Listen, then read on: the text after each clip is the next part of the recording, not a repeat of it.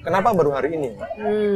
Situasi apa yang kemudian mendorong bahwa kita rakyat perlu menggelar mahkamah ini? Apakah saluran-saluran yang tersedia itu sudah sedemikian buntu?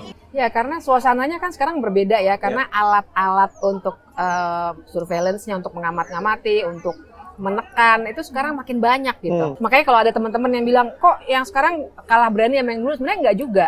Beraninya sama, cuma tekanannya itu sekarang variannya lebih banyak. Seberapa buruk sebetulnya penegakan hukum di masa pemerintahan Jokowi sampai-sampai rakyat harus membuat pengadilannya sendiri gitu, Mbak? Memang sangat buruk.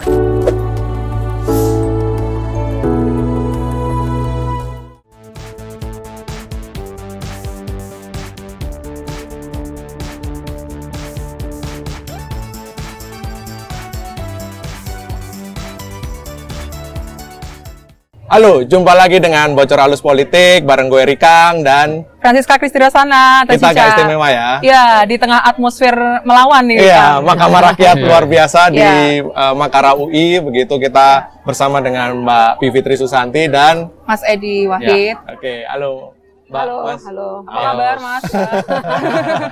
Agak istimewa lagi ya, sekali lagi Mbak Bivip dan Mas Edi gitu. Kita ada di tengah-tengah Mahkamah Rakyat luar biasa gitu dan mungkin untuk pemirsa dan pendengar Bocor Halus Politik nih, Mbak Bibip dan Mas Edi, kita mungkin perlu tahu ya, apa sih Mahkamah Rakyat luar biasa itu? Mungkin bisa sedikit dijelaskan ya, apa itu Mahkamah Rakyat luar biasa? Gitu. Siapa dulu nih? Silakan, ya, Mas Edi, Mbak Bibip. Panitia dulu. Ya, jadi Mahkamah Rakyat luar biasa ini sesungguhnya adalah sebuah bentuk kritik warga negara ya terhadap pemerintahan Jokowi. Karena selama 10 tahun ini ruang-ruang kritik itu hampir tertutup ya, baik di jalur eksekutif, legislatif, maupun di jalur yudikatif. Kita saksikan Badan Peradilan, MK maupun Mahkamah Agung itu tidak lagi sanggup menghadirkan ruang-ruang keadilan bagi warga negara. Sehingga lahirlah inisiatif untuk menggelar Mahkamah Rakyat luar biasa. Tentu gelaran ini bukan muncul hari ini saja, tapi persiapannya ini sudah hampir 1 tahun lebih ya. Sebelumnya ada sidang-sidang di daerah kita kumpulkan dan aspirasi dari masing-masing daerah itulah yang kemudian mendorong agar dilaksanakan Mahkamah Rakyat luar biasa di Jakarta ini. Benar nggak, Mas, untuk menggelar ini sampai harus kucing-kucingan atau tempat katanya berganti sampai berganti-ganti. Beberapa kali komunikasi dijaga dengan sangat tertutup begitu ya, agar acara hari ini bisa berjalan dengan lancar gitu, Mas. Ya, upaya-upaya pembatasan itu ada ya, sampai 2-3 tempat itu tiba-tiba dibatalkan secara sepihak karena dianggap ini sangat sensitif karena alasan politis gitu kan. Nah, sehingga pada akhirnya kita adakan di tempat ini gitu.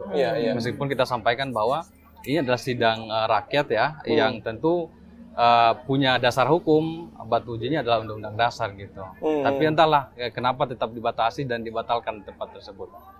Bahkan untuk menggelar acara hari ini pun represi itu masih tetap ada ya, dan masih ditemui itu.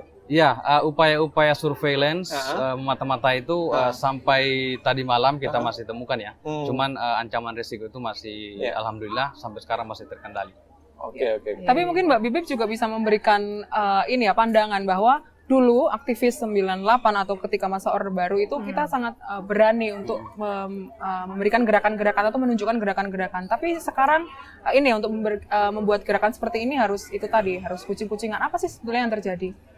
Ya, karena suasananya kan sekarang berbeda ya, karena alat-alat untuk surveillance-nya, untuk mengamat-ngamati, untuk menekan, itu sekarang makin banyak gitu. Jadi saya kira itu yang sangat berbeda. Makanya kalau ada teman-teman yang bilang, kok yang sekarang kalah berani sama yang dulu, sebenarnya enggak juga. Beraninya sama, cuma tekanannya itu sekarang variannya lebih banyak gitu. Jadi kalau Bang Edi kan panitia ya, kalau saya sebenarnya diundang untuk ikut, saya sebagai salah satu penggugat. Tapi jadi dari pihak saya misalnya dengan sengaja sama panitia tadinya belum dikasih tahu persisnya kan detailnya lokasinya di mana tuh kita belum tahu sampai beberapa hari sebelumnya karena ada alasan pindah-pindah juga ya. Tapi itu saja misalnya juga buat saya yang diundang sama panitia juga berpikir bahwa ya memang harus begini. Komunikasi juga dari WhatsApp pindah ke Signal gitu ya. Hal-hal seperti itu. Dan kan sebenarnya kalau para pendengar dan penonton nonton lihat suasananya ini keren banget vibes-nya ya. Maksudnya banyak di sini penuh warga. Saya dengar tadi ada yang 2 bis kan dari Bandung, ada yang berapa bis dari mana? 300-an lebih. Iya, 300-an lebih dan masing-masing tuh ada tekanan-tekanannya masing-masing.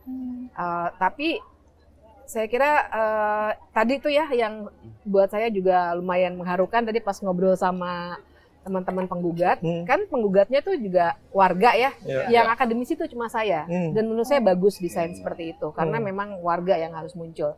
Saya mewakili akademisi. Nah tadi tuh jadi warga tuh ada yang pas lagi makan curhat, mereka terharu. Gila, kita sudah sampai di sini, selama ini kita tuh nggak didengar. Tadi saya terharu sekali, saya didengar pas ngomong. Itu saya tuh sampai, wah gila ya, dampaknya tuh luar biasa. Dan sedihnya adalah sebenarnya beberapa kawan-kawan dia nggak bisa kesini karena lagi bertahan di lapangan. Berjuang di lapangan ya Mbak, tetap berjuang. Diserang juga sekarang. Jadi itu yang dialami dan mungkin nggak banyak yang tahu ya. Karena ya informasi juga yang rame kan yang memberikan impian-impian selebriti gitu-gitu ya. Kalau yang perjuangannya teman-teman ini ya jarang sekali masuk berita dan lain sebagainya. Jadi mereka senang ada di sini bersama dengan banyak korban, banyak warga. Nah menarik ini karena Mbak Bibi tadi sudah bilang bahwa ada tetap teman-teman yang bertahan gitu kan di lokasi asalnya begitu. Ada yang 2 bis. Bagaimana sih kerumitan atau mengorganisir kawan-kawan atau rakyat yang sampai kemudian kita lihat nih di sini kalau misalnya penonton Bocor Alus ya ratusan kali ya, Mas, lebih ya. Ada berapa Mas ya? Ada tidak kurang dari 300 orang. Nah, artinya ini kan proses organisasi yang tidak mudah gitu di tengah situasi sulit kita, represi di mana-mana, surveillance di mana-mana. Bagaimana ini teman-teman mengorganisir? Iya, yang datang ke sini itu adalah warga atas inisiatif sendiri. Itu pun 300 lebih ini kita sudah batasi. Karena pada prinsipnya selama perjalanan Mahkamah Rakyat ini yang kita keliling di daerah-daerah, mereka sangat antusias dan sangat ingin bergabung secara langsung di Mahkamah Rakyat. Cuman karena ada persoalan teknis dan tempat, jadi kita ada pembatasan. Nah, mereka yang datang ke sini, misalkan dari Lampung ya, yang bisa mengakses secara langsung lewat mobil, itu kurang lebih 100 orang. Dari Dago Elus juga ada datang kurang lebih 50 orang. Dan dari Padang, dari Sulawesi, dari Kalimantan, Maluku, Papua, Morowali itu pada datang semua. Jadi yang datang ini meskipun hanya 300 orang, tapi mereka itu sesungguhnya mewakili semua korban-korban di masing-masing isu. Misalkan di isu pertama itu terkait perampasan ruang hidup dan penyingkiran masyarakat. Nah, itu banyak terjadi misalkan di industri nikel, hilirisasi, pertambangan, perkebunan. Jadi mereka ini mungkin hanya perwakilan ya, sekitar 50 orang. Misalkan dari Morowali ada saksi tadi. Kemudian dari Kendeng, dari Jawa Tengah ya, perwakilan. Tapi mereka itu datang atas nama semua korban penggusuran gitu. Dan semua sudah terkoneksi. Karena nanti akan ada agenda pembacaan keterangan dari masing-masing wilayah. Jadi mereka yang tidak bisa bergabung secara langsung, nah itu akan ada keterangan testimoni akan disampaikan di hadapan majelis. Iya, tadi kita juga melihat banyak serikat ya, serikat petani dan segala macam. Nah, mereka datang ke sini memang swadaya atau mandiri? Swadaya, benar. Jadi mereka datang ini atas inisiatif sendiri, melakukan mobilisasi sendiri dan swadaya sendiri. Jadi nggak ada cukong yang biaya, nggak ada. Jadi mereka murni biaya sendiri datang ke sini. Itu pun kita batasi gitu. Seandainya kita tidak batasi, mereka akan mobilisasi besar-besaran ke sini. Kayaknya saya pengen nambahin konteks deh. Kan mungkin penonton dan pendengar Bocor Alus seringnya tuh lihat tuh orang-orang yang dimobilisasi disuruh datang terus dibayar. Makan siang gitu, yang keren dari acara ini adalah mereka tuh bukan dimobilisasi loh. Bukan. Jadi mereka itu, jadi teman-teman nih sebenarnya melakukan pendampingan kasusnya. Jadi mereka memang deket tuh. Tadi saya pas Isnur dari Ketua YLBHI datang, Toto Bu Neneng tuh si Kasep gitu ya, maksudnya tuh akrab sekali. Jadi memang ini bukan orang-orang yang disuruh datang dan dibayar, tapi memang orang-orang yang selama ini didampingi, terus diundang untuk memberikan kesaksian di sini gitu. Jadi makanya saya kira ini yang membedakan ya sama demo-demo yang dikasih nasi dibayar, dibayar. Oke. Tentu mereka datang ke sini membawa segudang harapan ya. Benar. Gitu ya. Sayur mayur juga dibawa. Jadi mereka yang dari kampung ini yang petani kopi bawa kopi, petani sayur bawa sayur. Jadi mereka bawa bekal sendiri. Selain membawa harapan ke majelis, mereka juga membawa logistik sendiri gitu. Jadi malah ini kebalik. Mereka yang paling banyak berkontribusi ke peserta, saling berbagi dan sharing, terutama mengenai logistik. Ada sayur, ada kopi, ada teh dan macam-macam.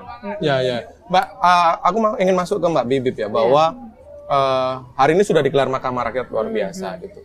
Pertanyaannya adalah kenapa baru hari ini? Situasi apa yang kemudian mendorong bahwa kita rakyat perlu menggelar mahkamah ini? Apakah saluran-saluran yang tersedia itu sudah sedemikian buntu? Atau apa situasi yang kemudian urgen untuk membuat kita menggelar hari ini? Persis. Jadi yang seperti yang tadi saya katakan, pendampingan ini kan sudah lama. Jadi banyak yang sudah ke pengadilan, kalah. Ada juga yang sudah ke pengadilan, menang tapi tidak dieksekusi. Itu juga cerita lama tuh ya begitu.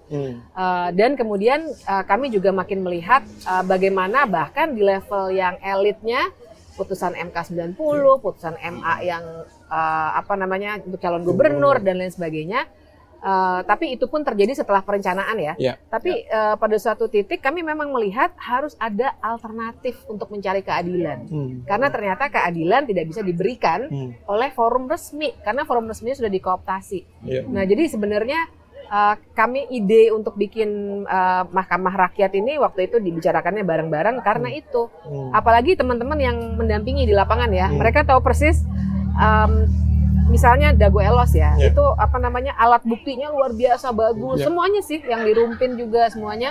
Tapi kan begitu sampai pengadilan, pengadilannya berpihak pada yang punya kekuasaan, yang punya uang. Hukumnya bengkok ya, Mbak? Hukumnya bengkok. Nah, akhirnya harus bagaimanapun harus ada alternatif supaya suara-suara ini tetap bisa didengar. Gitu. Jadi kami melihatnya seperti itu, dan ini juga penting buat narasi perlawanan ya. Karena kami khawatir kalau yang salah-salah itu dibenar-benarkan oleh pengadilan resmi, oleh legislasi dan lain sebagainya, nanti lama-lama itu jadi normal yang baru gitu. Kalau nggak ada yang melawan secara besar seperti ini narasinya. Outputnya apa Mbak ya pada akhirnya kemudian dengan sebuah gerakan alternatif ini, outputnya apa keluar? Iya, jadi nanti outputnya ini kan itu akan dirangkum ya dalam putusan majelis hakim, dalam amar putusan. Karena ada 9 tuntutan, maka kemungkinan juga akan ada 9 amar putusan yang dari awal kita sadar ya bahwa ini tidak akan sama dengan putusan Mahkamah Konstitusi yang executable, tidak akan sama dengan putusan Mahkamah Agung yang putusannya bisa dikawal sama polisi gitu.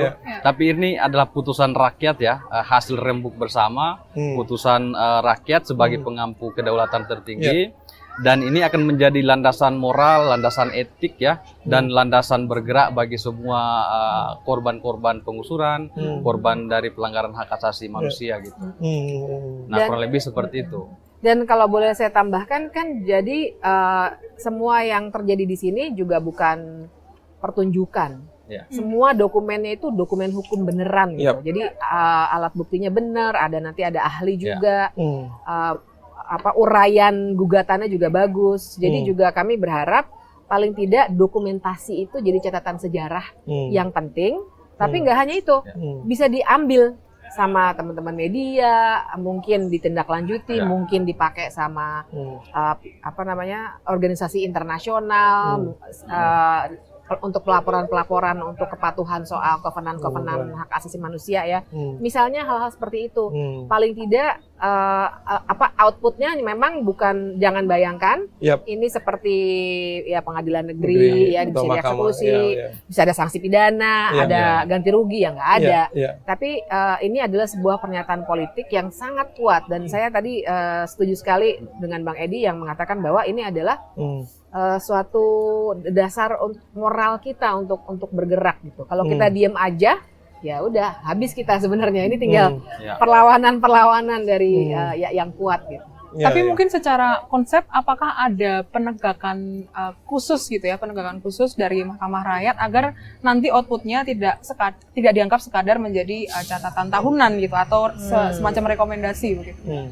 Iya, karena ini kan pengambilan nanti amar putusan oleh Majelis Hakim Rakyat ini kan itu akan didasarkan pada pertimbangan-pertimbangan yang tentu akan sangat matang ya. Apalagi susunan majelisnya kan orang-orang yang sudah matang.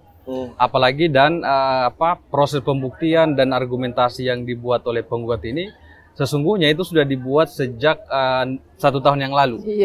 Jadi kalau misalkan gugatan biasa disusun itu hanya beberapa minggu, atau misalkan proses legislasi itu hanya 3 hari, 1 minggu, hitungan hari. Gugatan ini, tadi Mbak Bibi bilang ini tidak main-main, kan ini dimulai sejak tahun lalu. Jadi proses penyusunan gugatan, pembuktian. Jadi bukan karena kalah pemilu juga ya. Pasti ada tuh. Perlu ditegaskan juga Mbak, bahwa kemudian banyak orang pasti bilang, wah ini Mahkamah Rakyat terjadi karena proses pemilu kemarin. Padahal ini 1 tahun yang lalu ya kalau kita hitung mundur ya. Ya, jadi ini sudah direncanakan dan disepakati jauh-jauh hari sebelum ada pemilu. Cuman tadi ada kerentanan ya, sampai beberapa kantor teman-teman, YLBHI, kantor Kontras, kantor ICW, itu kami curigai ada hubungannya dengan Mahkamah Rakyat ini. Ada upaya pembungkaman oleh masa-masa tertentu. Gitu. Oh ya, dulu didatengin itu ya? Didatangin sampai gedung YLBHI terbakar. Walau alam apakah ada hubungannya atau tidak. Yang jelas dari awal itu upaya surveillance, upaya pembatasan itu sangat nyata terjadi untuk teman-teman panitia Mahkamah Rakyat ini. Nah, bayangkan saja dalil gugatannya ini yang kita cek ya, itu kurang lebih 500 halaman. Jadi ini selama saya jadi advokat, ini mungkin menjadi draft gugatan paling tebal yang pernah saya lihat dan pernah saya baca. Kurang lebih 500 halaman dengan jumlah bukti yang kurang lebih ratusan. Karena tadi benar dikatakan Mbak Bibi, para korban-korban ini dan yang hadir ini sebenarnya kita bukan barusan terhubung. Tapi kita sudah terhubung sejak puluhan tahun yang lalu. Korban yang sudah kehilangan harapan, misalkan di Kendeng ya, mereka sudah menang sampai di Mahkamah Agung, putusannya sudah menang, tapi malah terbit izin baru. Atau Dago misalkan, mereka kalah di tingkatan pengadilan terakhir, tapi tiba-tiba ada bukti yang sangat nyata bahwa ada pemalsuan. Tapi secara hukum formal itu tidak punya lagi saluran keadilan. Sehingga ini sebenarnya menjawab kehausan warga akan keadilan. Karena keadilan itu mereka tidak bisa temukan di ruang-ruang peradilan atau di badan-badan pemerintahan. Tadi saya sempat masuk dan mendengar ya Mbak Bibip, Mas, bahwa tergugat ini adalah Presiden Joko Widodo begitu. Nah, mungkin membayangkan begitu ya, memposisikan diri sebagai rakyat. Bagaimana kemudian kita menyeret Jokowi dengan segala kasus-kasus yang nanti akan diperiksa, kemudian bukti-bukti yang sudah dikumpulkan. Bagaimana kemudian kita sampai pada tujuan itu? Mungkin Mbak Bibip atau Mas Edi? Saya nambahin dulu ya. Jadi memang kalau soal tergugatnya itu teman-teman tuh sudah menyampaikan. Jadi makanya ini pengadilannya nggak main-main. Benar-benar sudah menyampaikan resmi, cuma ya sudah bisa diduga orangnya tidak akan datang. Nah, tapi juga bukan hanya Pak Jokowi ya, parpol-parpol itu juga ikut bersalah dalam segala kerusakan ini. Tapi memang yang paling utama Pak Jokowi. Nah, jadi yang harus kita soroti juga adalah Mahkamah ini, saya kira biar terang ya, sebenarnya bukan seperti mengulang di MK kemarin. Ya, jadi ini nggak ada urusannya dengan pemilu. Yang 9 dosa Jokowi itu, ya kayak misalnya saya bicara pembajakan legislasi, terus ada yang soal korupsi, ada yang soal militerisme. Jadi hal-hal yang 10 tahun ini terjadi. Jadi ini bukannya ada yang kalah di MK, terus diulang di sini gitu. Ini sama kayak di MK, tidak. Ini gugatan gitu sifatnya ya. Jadi bukan seperti PHPU Pilpres gitu. Nah, nanti karena tidak hadir dalam hukum, itu juga ada yang namanya pengadilan in absentia. Nah, jadi konsepnya seperti itu. Orangnya tidak hadir, tapi yang penting kan buat kita semua sebenarnya substansinya, supaya benar-benar diurai secara hukum. Ya, aku tambahin. Boleh, Mas. Jadi 9 dosa Jokowi yang diangkat dalam mahkamah ini itu murni persoalan rakyat kecil. Misalkan terkait penggusuran, terkait kriminalisasi, kekerasan, dan yang kita tarik sebagai tergugat ini tidak tebang pilih. Jadi Jokowi dan partai pendukungnya, bahkan partai oposisi pun kita gugat. Jadi gugatan ini bukan ditujukan ke segelintir orang, segelintir partai, tapi ditujukan kepada memang negara, eksekutif dan legislatif. Gitu. Karena yang kita gugat, misalkan presiden sebagai eksekutif, kemudian ketua DPR adalah PDIP, kemudian ketua DPD kita gugat juga, dan semua partai-partai yang lolos parlemen, bukan hanya partai-partai pemerintah, termasuk PKS dan Demokrat kita gugat. Kenapa? Karena mereka juga punya dosa menolak pengesahan RUU Masyarakat Adat, misalkan. Jadi tidak ada satupun partai yang lolos untuk digugat.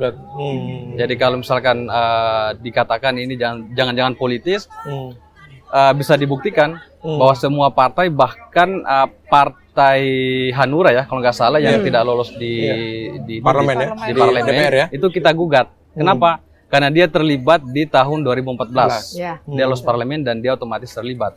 Jadi tindakannya ini baik secara aktif maupun tidak secara aktif. Melakukan ataupun melakukan pembiaran. Jadi kami menyimpulkan semua partai-partai yang masuk parlemen itu memiliki dosa terhadap masyarakat dan para penggugat. Berarti semua menjadi aktor ini kan? Tapi karena tadi Rikang menyebut Jokowi, aku jadi penasaran ingin bertanya pada Mbak Bibip. Seberapa buruk sebetulnya penegakan hukum di masa pemerintahan Jokowi sampai-sampai rakyat harus membuat pengadilannya sendiri gitu Mbak? Memang sangat buruk. Jadi maksudnya yang paling kelihatan akhir-akhir ini aja, misalnya kan kayak kasus Vina. Itu Vina kan Cirebon ya.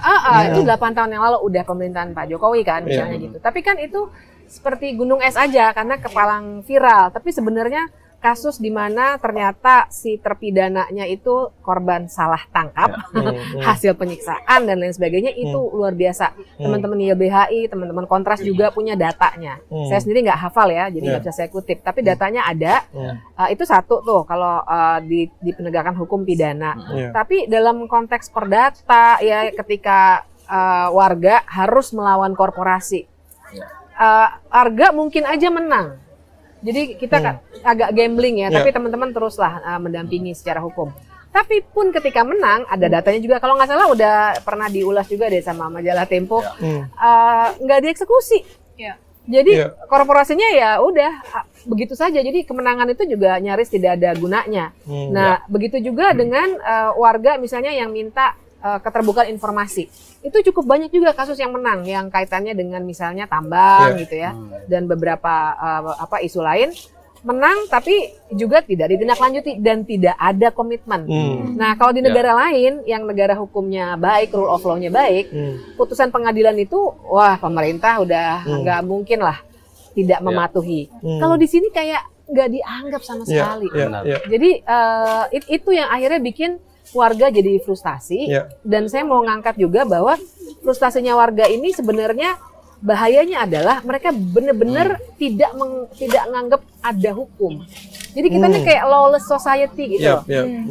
Kecil-kecil sih, tapi misalnya di jalanan orang makin banyak yang main hakim sendiri. Aduh tuh kemarin yang orang ngambil mobil di Pati, di Pati. Terus banyak lah ya kasus main hakim sendiri seperti itu, yang akhirnya buat saya itu mencerminkan bahwa kita ini udah semacam lawless society karena orang nggak percaya hukum lagi.